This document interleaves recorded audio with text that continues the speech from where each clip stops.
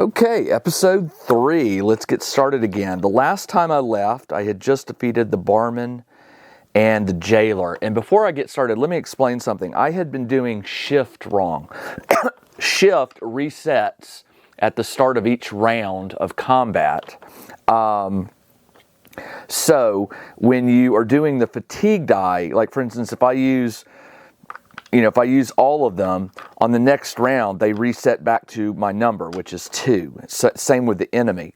So because it resets, and also shift does not carry over, when you get up to turn 6 on the combat fatigue die, you'll always get +3 on whatever your base shift is. So I would always have 5, not this 11 and stuff like that. So I've got shift figured out. And it wouldn't have really mattered here, I don't think, just because of my rolls, but I'm glad I've got it figured out. All right, so let me go ahead and set the combat die back to 1. I've got 10 health, wrong button here, 20 XP and 10 health. I used the potion in the last episode because I was down to 4 health. I'm back up to 10.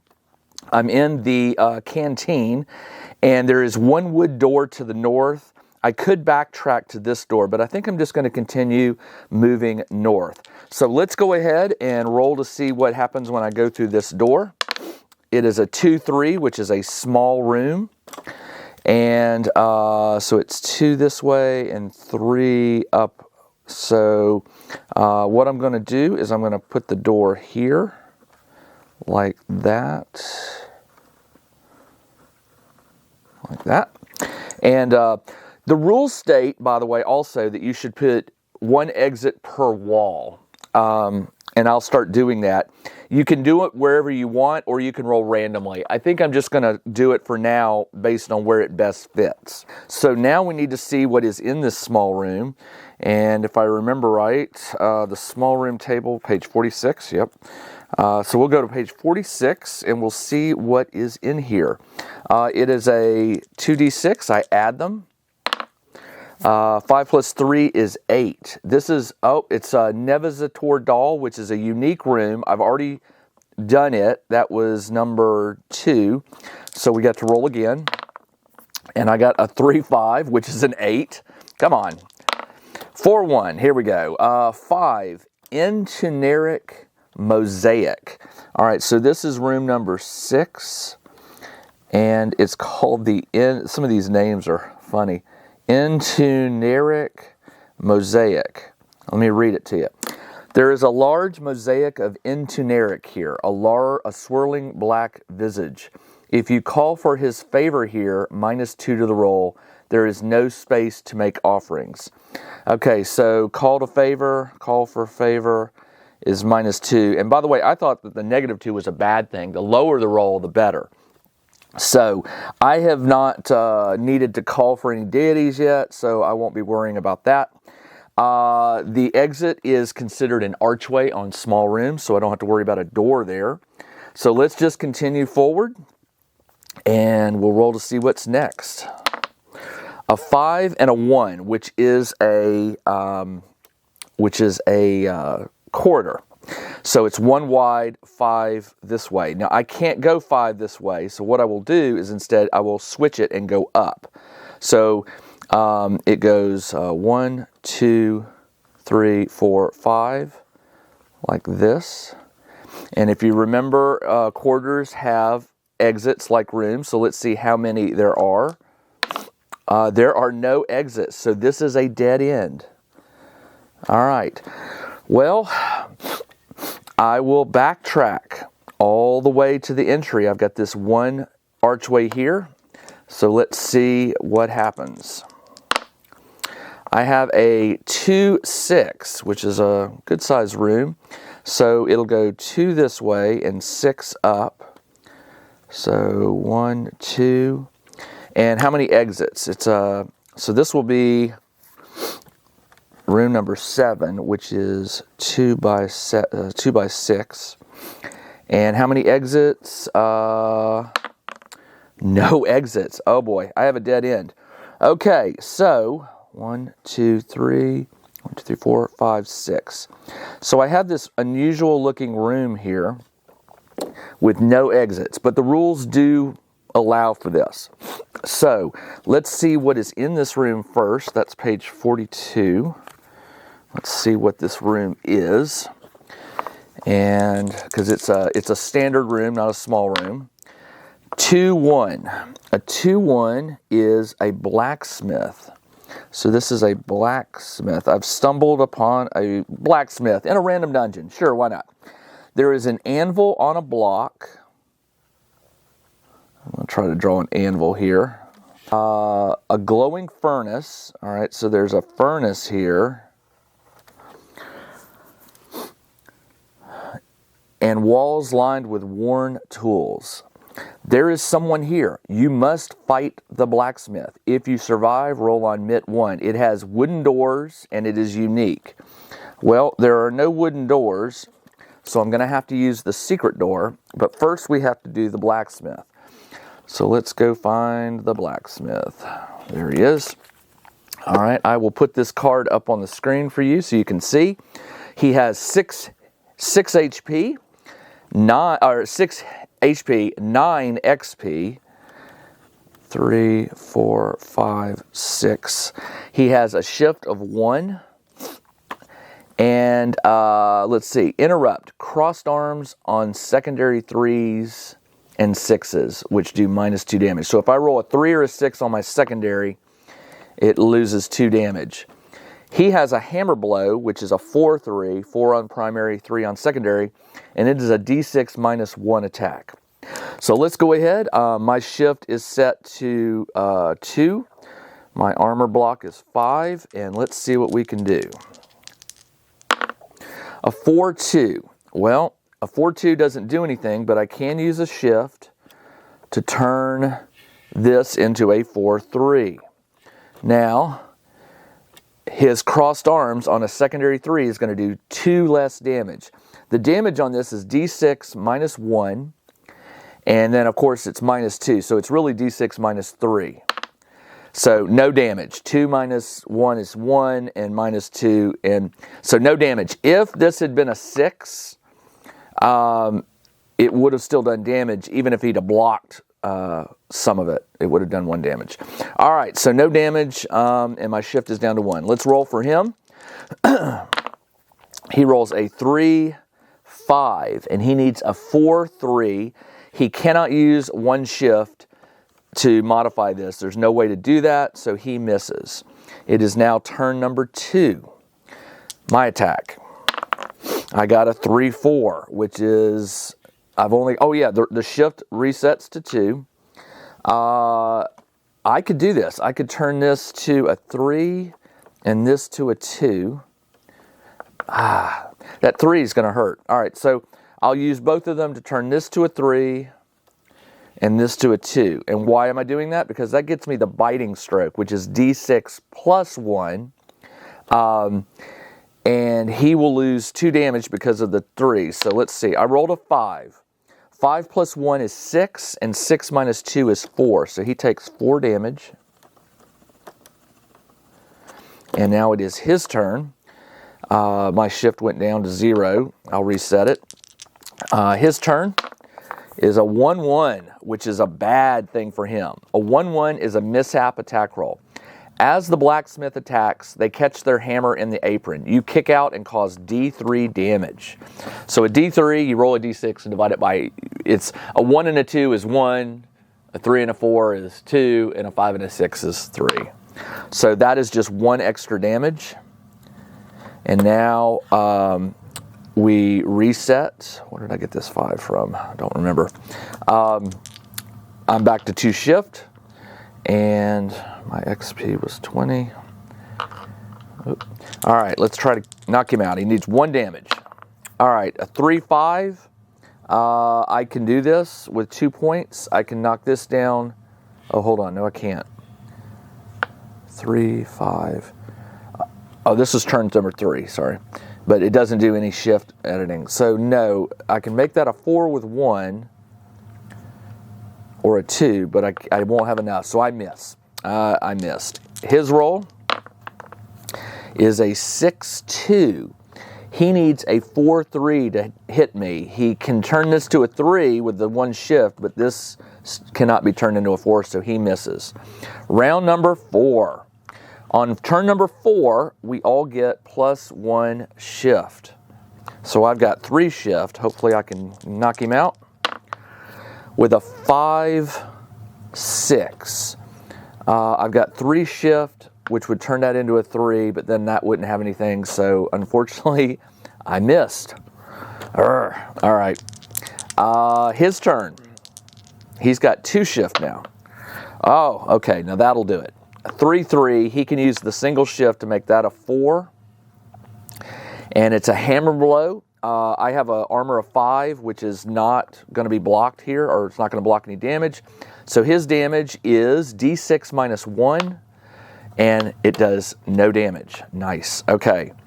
My turn. We are now up to 2 shift, bonus shift, with turn number 5.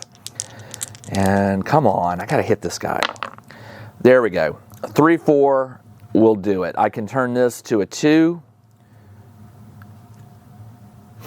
by using one of my shifts, and I can turn this to a 3 by using another shift. I'm out of shifts. And the damage on this is D6 plus 1, and he will subtract 2 because of the 3 on the secondary. 3 plus 1 is 4. 4 minus 2 is 2, and that is enough to defeat the unique Blacksmith. The Blacksmith, was it page 46, 42? He has, it says, if you survive, roll on MIT1. MIT1 is magical item table, number 6, page 16. Ooh, this could be good. A magical item table. Magical item right here. It is just a D6. I rolled a 1. Bracers of blocking. Bracers of blocking. That sounds really good. I will have to figure out what that is. What are bracers of blocking? I know they're armor, but it says they're magic items, so I don't know. Let me see if there's a table of magic items. Magic items is on page 8. Bracers of blocking. 1 piece of armor you wear is enhanced with an extra -1 damage modifier. 1 piece of armor is enhanced. So, my padded tunic normally does -1 damage, but now it will do -2. That's cool. I'll have to make a note of that. All right.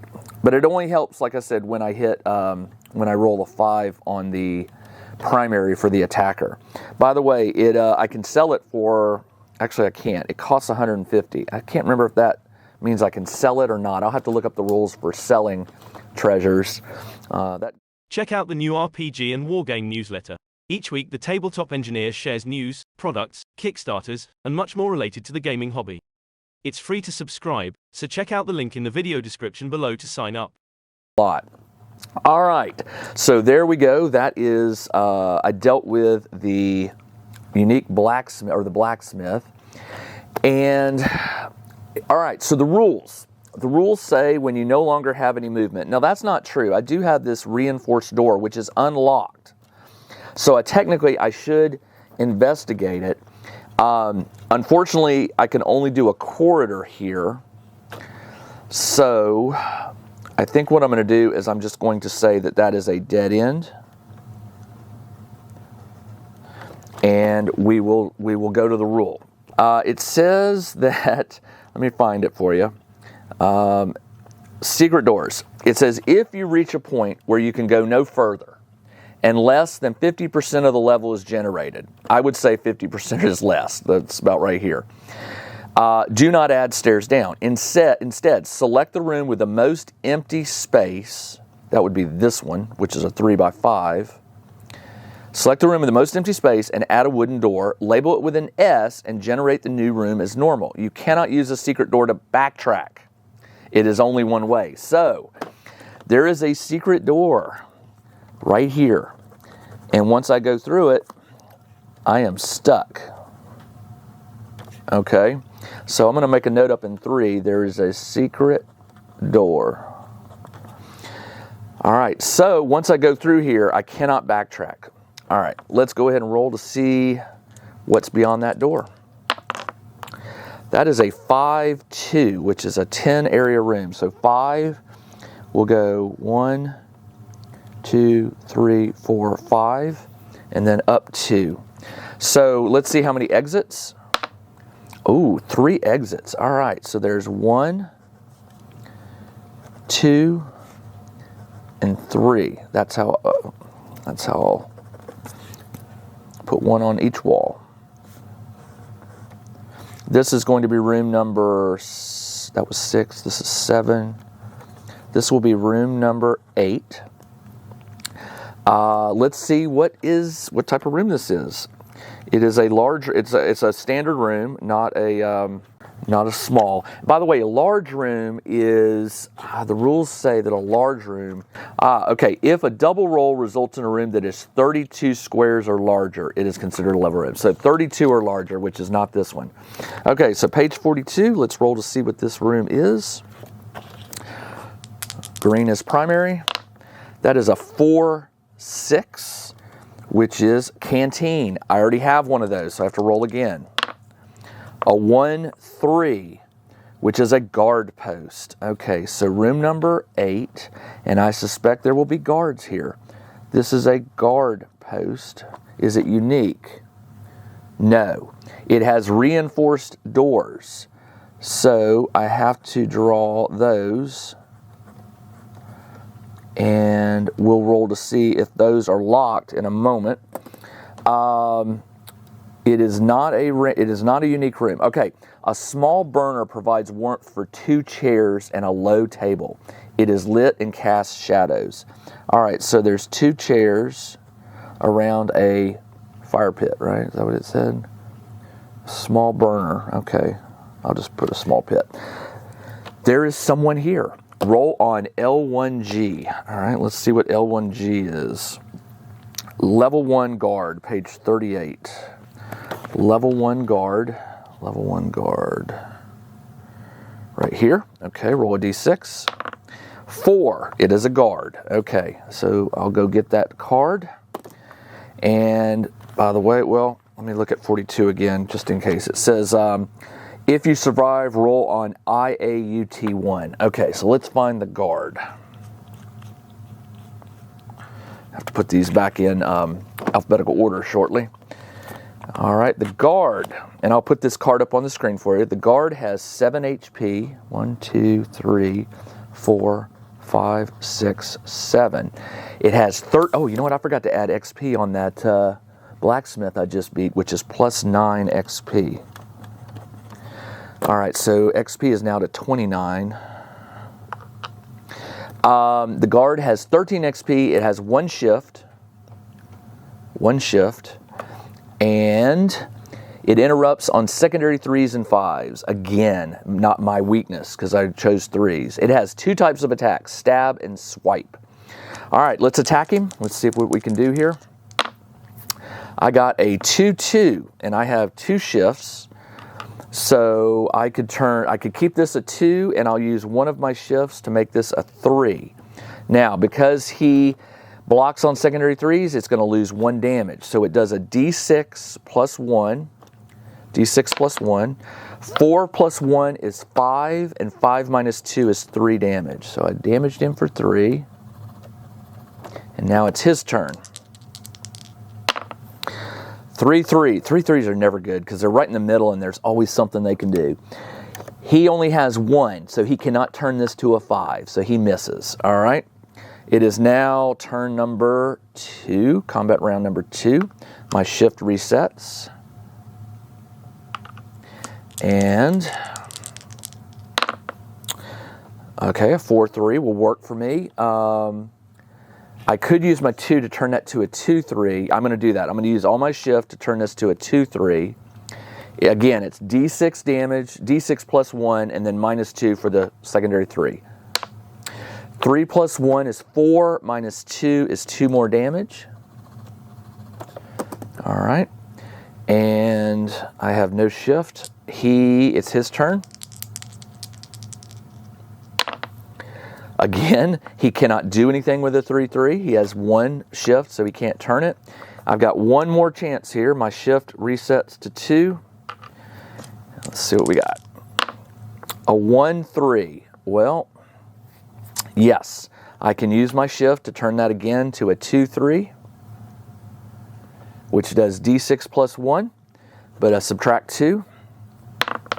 6 plus 1 is 7, minus 2 is 5, and that is enough to kill the guard. That is plus 13 XP. 13 plus 29 is what, 42? 42 XP. And I get a roll on the, well, he has a standard treasure, but this one also gave me another treasure. So let's roll for those. Page 42 said, roll on IAUT1. IAUT1. Interrupts, and unexpected. Oh, that doesn't sound good. Interrupts and unexpected. Roll 2d6, all right? 5-2 is, there is a chalkboard here that reads, Krellis the Cleric is delivering the package today. The Krellis quest. There are quests in this game. If you encounter a dark cleric, and that's like anywhere on this level, roll a d6. On a 1 to 3, the cleric is Krellis, and if you defeat him, you find a package containing a piece of armor on his person. Then roll on Art 2. All right, so the Krellis quest, I'm going to put here page 37, 5/2, so I remember which one it is, and it's a dark cleric. So do I want to encounter a dark cleric? I don't know. It sounds pretty dangerous, but we'll see. And I think that cleric, I'll have to check, that cleric can appear on any level because I don't think, there is a dark cleric on level 1. Okay, so yes, there is a possibility. All right, and then I get to roll on PT, which is a pouch table, level 1, pouch table, level 1. That's standard tables, I believe. Pouch table, where are you? Let's just go to the back index and look it up. PT1 is on page 23, and there's a -1 modifier, so I'm going to subtract 1 from the roll. PT1, I roll 2d6. That is a 6/6. Nice. 12 minus 1 is 11. Inside is a golden buckle. Inside's a golden buckle worth D6 plus 2 gold coins and a potion. Roll on the potion 2. All right, so D6 plus 2, 1 plus 2, 3 gold coins is a gold buckle that is worth 3 gold and a potion. Roll on potion 2. Okay, so POT 2 is on page 16. Potion 2. The higher the number, potion 2, potion 3, potion 4, I guess means you get better stuff. All right, potion 2 is right here. I rolled a 6. Potion of finesse. And let's see what that is. I think there's a chart back here of all the potions, right? Scrolls, magic items, armor. I'm not sure where the potion, page 9. Oh, here they are. Potion of Finesse says plus 2 shift for 1 entire combat, and it's worth 50 gold. All right, well, let's see. Episode 3, I encountered a dead end. Then I encountered another dead end in the blacksmith room, but I went back and searched, and I found a secret door that allowed me into the guard post, which is going to give me further access into the dungeon, but unfortunately, I cannot go backwards. So, only forward. I'm at full health. I have a nice potion of finesse. I've got some money, and I'm on a quest now to find a dark cleric, so it's looking pretty cool. All right, that's all I have for today. I hope you're enjoying this. I really like this game. I'm always the DM or GM in a fantasy role-playing game, so it's kind of nice to get to play as a character for a change. If you have any questions, post them in the comments below. If you have any comments or if you have any rule clarifications for me, let me know. Please post them in the comments, and I'll do my best to verify them and then implement them into my game. I play so many games, I have so many rules running through my head that sometimes I do forget rules, but I try to reread the rule book occasionally just so I can refresh my memory. All right, this is Jim the Tabletop Engineer. Thanks for joining me on another game of 2D6 Dungeon. I'll be back again very soon with episode 4. Until then, everybody, take care.